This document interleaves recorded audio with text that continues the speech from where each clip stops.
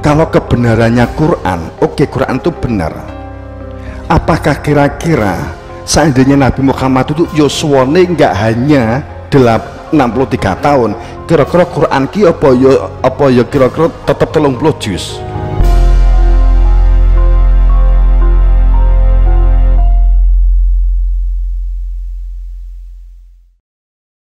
Di muka bumi ketoke mikir sesungguhnya berhenti, ketoke krungu tapi sesungguhnya hanya bertelinga, ketoke punya mata tapi tidak untuk melihat.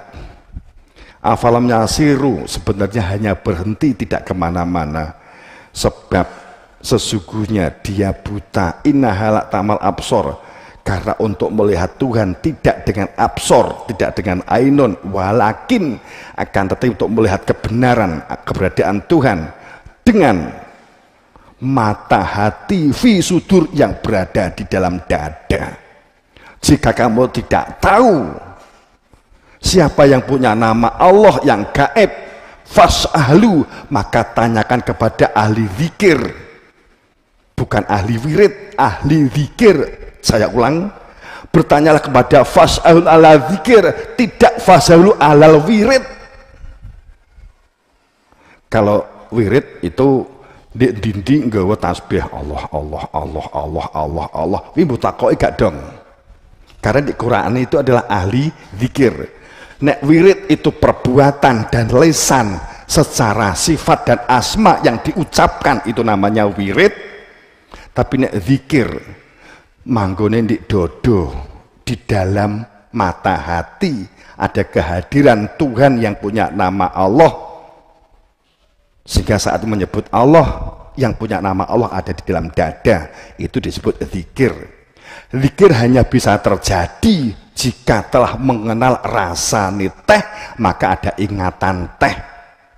Tapi saat kita menyebut teh itu wirid, saat menyebut gelas itu wirid, saat menyebut teh abang itu wirid, saat digemplak nih batukmu itu wirid tenanan.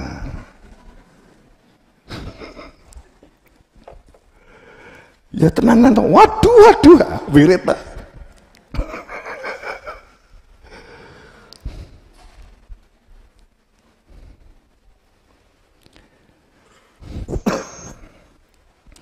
Ya Nabi Rasul itu membawa ilmu untuk mengenal Tuhan.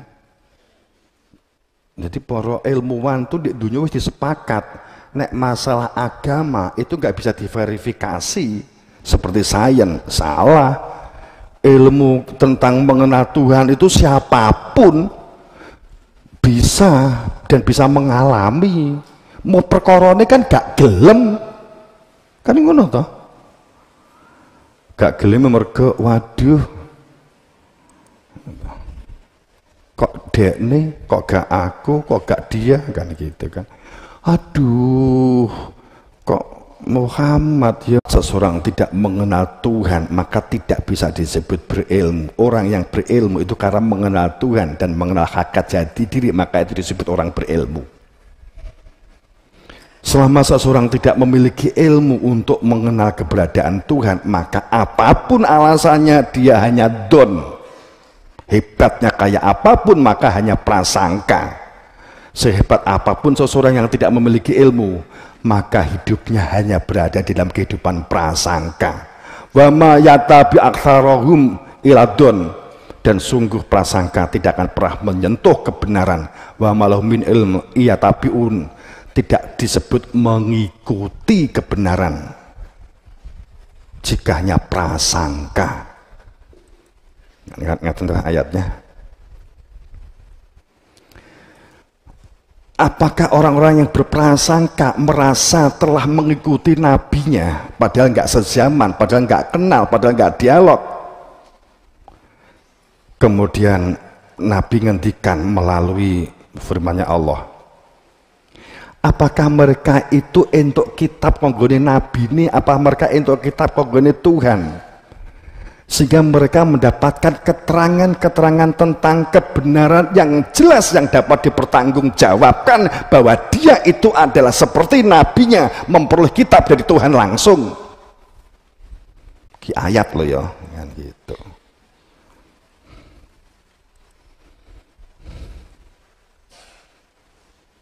maka solusinya juga sangat jelas, carilah pintu pulangan gitu. Ini maka kita masuk pada perihal kiblat dan perubahan arah kiblat. Bicara tentang kiblat, wabtagu al wasilah itu berbicara tentang wasilah, berbicara tentang berwasitoh. Ya ayyuhalladzina amanu kang iman wabtagu ilail wasilah. Wong kang iman, supaya kamu dapat menyatakan di dunia tapi kamu berproses kembali kepada Tuhan, maka kamu itu mutlak al wasilata wabtagu gondelono, cari rata, ya, bukan wabtagu ilai jenazanata, bukan wabtagu ilai duit moto duiten kan gitu loh. Bukan. Al-wasilah itu fa'il, al itu isim ta'rif mabniyun. Artinya apa? Berarti itu orang bukan mayit, itu orang bukan jenayah, itu orang bukan kuburan, itu orang bukan orang masa lalu, bukan budaya, bukan buku. Al-wasilata itu ada wujudnya orang, wabtagu ilai al-wasilata, yang tahu persis menuntun kamu kembali kepada Tuhan. Ya mbok golek ana ndek endi?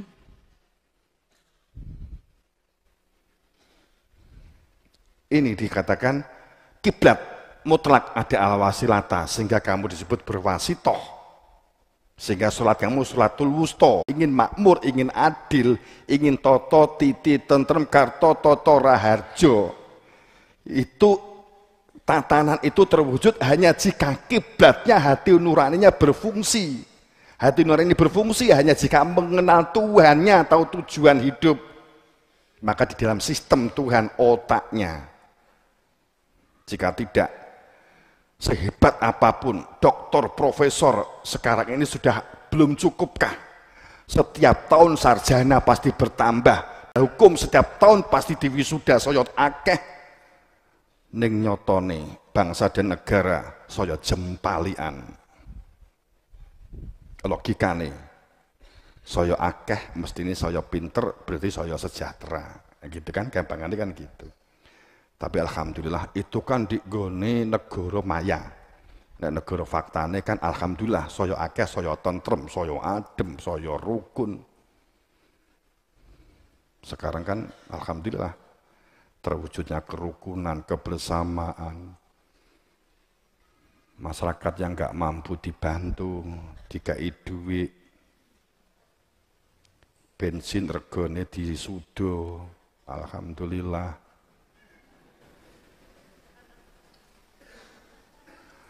Rego-rego bahan pokok semuanya harganya turun, alhamdulillah.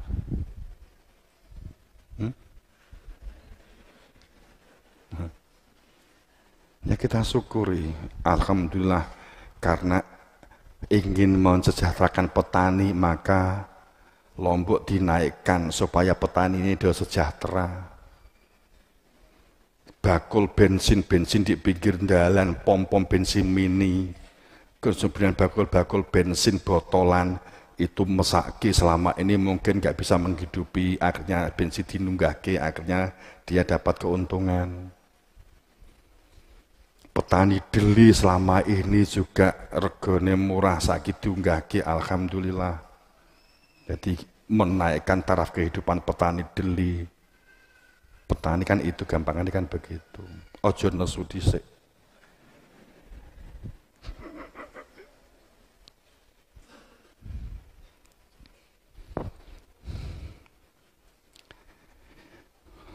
Kiblat itu berkaitan dengan masalah Masjidil Haram. Penjelasan di surat Al-Baqarah 149.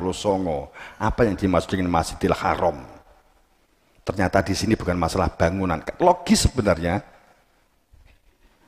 Tapi kadung di stigma, waduh iki nek benain jempalik tenan gitu ya.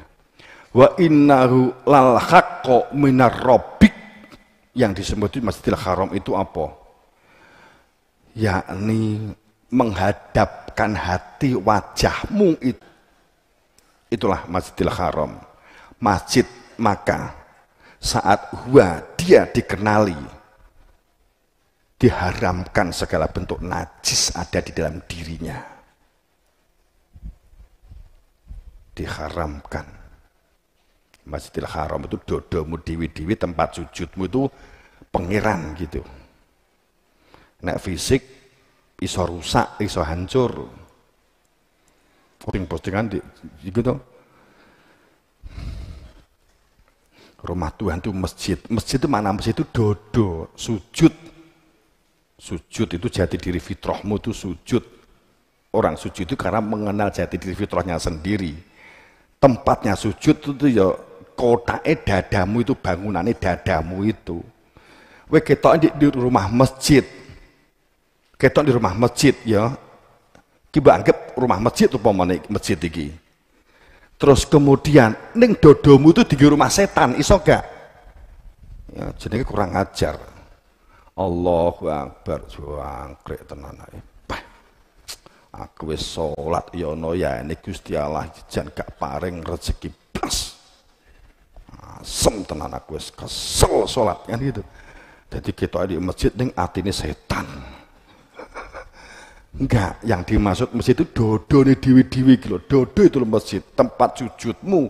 Jika di dalam dada ada Tuhan, maka itu tempat sujudmu. Tujuan bersaksi, dijadikan orientasi. Perihal pergantian fisik, keberadaan wasito silih berganti itu bagian dari kiblat. Makanya berubah kiblat itu sangat berat. Perihal ritual ibadah zaman Nabi Muhammad sebelum membuka syahadat asyhadu alla ilaha illallah asyhadu anna Muhammadar Rasulullah, syahadat itu adalah wa asyhadu anna Isa Rasulullah, kan begitu. Wong Islam juga terima tinggal lagi no. Wong katanya di nggone postingan itu enggak, wong Nabi Adam itu ternyata itu banyak posting beredar. Ternyata Nabi Adam, Nabi Musa, Nabi Hud itu ternyata nabi-nabi sebelum Nabi Muhammad itu syahadatnya Muhammad Rasulullah. Dan kamu bangga banget semua nabi sebelumnya itu ternyata syahadatnya Muhammadur Rasulullah. Gitu. Gitu. Gendeng itu. Nabi wama Muhammadun wama Adamun kan gitu. Ilah Rasul kejabur jadi Rasul. Aja mbok delok fisike Adam, aja mbok delok fisike Hud, aja mbok delok fisike Muhammad.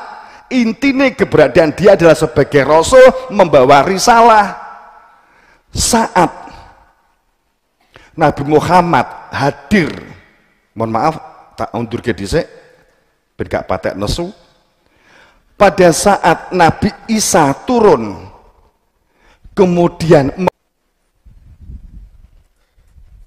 kan begitu. Kok sejarah ke enek, ya ora enek wong wani nulis, nek wis dibuka ya padha karo buka, berarti terus enek kan gitu. Moko ditutup mbok kuwi ngerti nek kuwi enek dan itu nek bener malah padha karo nesu ning belange diduduhne kan begitu ta. Mula ya rawani nulis kono-kono sapa wae, apa Kristen, apa Hindu, apa Islam, apa Buddha, apa Buddha. Wong hadisnya itu kan an. Mbok mikir toh. Hadis itu ancung. Ben ya pakai tagi korban totok mana awakmu gitu ya. Itu. Alif nun an itu pembuktian langsung kontekstual.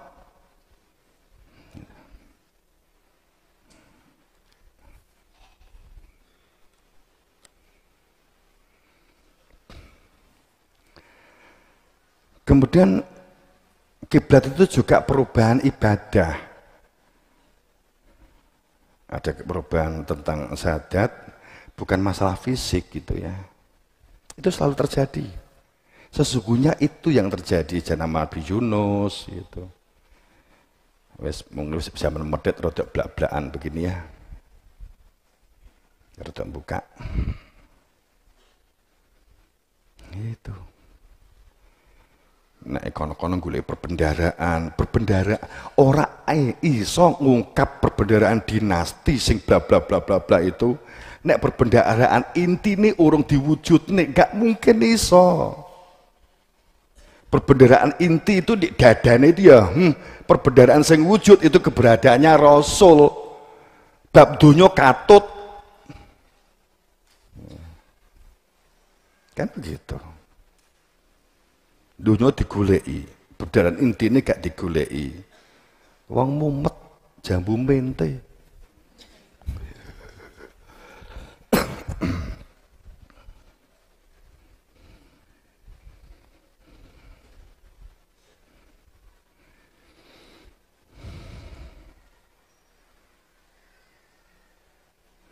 Pun pada saat kiblat itu juga bermakna perubahan ibadah dari untuk menunjukkan dari gurunya kepada pelanjutnya, terus itu juga bagian dari makna sebuah perubahan kiblat. Ini tentang zikir, tentang ini kita lewati dulu saja. Ini sudah saya sampaikan tadi, wa Muhammadin Rasul, qotoklan Rasul, afa'in mata dan seterusnya. Ayatnya sangat jelas, bukan fisik. Sama sekali bukanlah perihal fisik lahiriah jasad Muhammad. Keberadaannya adalah sebagai Rasul. Sungguh telah berlalu sebelumnya Rasul yang persis seperti dia yang mengajarkan tentang risalah untuk dapatnya orang atau manusia bertauhid. Sungguh telah berlalu sebelum Rasul supaya bagaimana manusia bertauhid. Apakah jika dia itu wafat, meninggal atau dibunuh, kamu berbalik ke belakang mengingkari keberadaan Rasul? Kalimat pada saat ada kalimat mata auku tilang kolabdul ala akobikum, itu orang yang kenal dengan Nabi Muhammad, sezaman dengan Nabi Muhammad, kemudian terang-terangan atau sembunyi-sembunyi dia mengingkari Nabi Muhammad dengan cara mengingkari yang ditunjuk melanjutkan. Itu kalimat yang kolab akibahi itu. Ngerti, nek sebener itu sing melanjutkan itu dia, moh ngenggo gitu loh. Maka mata auku dalam kolabtul ala aqabikum wa man yaqlab ali akibahi. Apakah jika dia wafat atau dibunuh kamu berbalik ke belakang mengingkari keberadaan yang hak yang selalu mengada di tengah-tengah umat dari kalangan mereka sendiri? Barang siapa yang berbalik ke belakang maka ia tidak dapat mendatangkan mudarat sedikit pun kepada Allah. Jelas ayatnya, tsumma arsalna rusulana tatra. Sungguh bahwa keberadaannya hak, wenang dan sah itu rusulana tatro. Itu nggak bisa dibantah seharusnya. Tatro itu mutawatir, terus menerus tidak pernah kosong sedetik pun selalu ada. Karena memang fungsinya menunjukkan bertauhid. Kemudian kami utus setiap dari umat dari masing-masing setiap zaman rasul-rasul kami berturut-turut kait mengikat.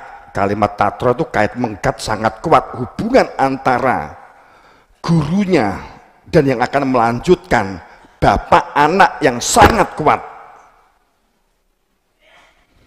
Kebenaran itu kebenaran Rasul, kebenaran itu keberadaan yang hak, kebenaran itu Rasul itu sendiri, begitu saya harusnya kan begitu.